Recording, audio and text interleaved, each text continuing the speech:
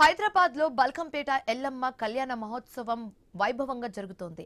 అమ్మవారి కళ్యాణ వేడుకలను ఆలయ అధికారులు భక్తులు ఘనంగా నిర్వహించారు.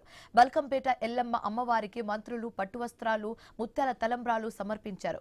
వేద మంత్రోచ్చరణల మధ్య కళ్యాణ ఘట్టం కన్నుల పండగగా సాగుతోంది. ముఖ్యమంత్రి రేవంత్ రెడ్డి సతీమణి అమ్మవారిని దర్శించుకుని ప్రత్యేక పూజలు నిర్వహించారు.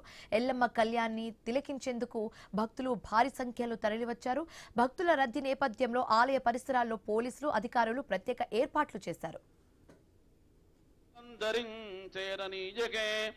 కాళీ కనకదుర్గా స్వరద్రూపి భవితేశ్వరి భద్రకాళీశ్వరి సర్వసర్వేశ్వరి పరమ పరమేశ్వరి జననీ జగదీశ్వరి ఆ నిత్యోత్సవ రూపంలో అమ్మవారికి అంగరంగ వైభవంగా ఉత్సవం జరుగుతున్నటువంటి శుభవేళ మనకి శ్రీ లహాబులందరించేరనీజకే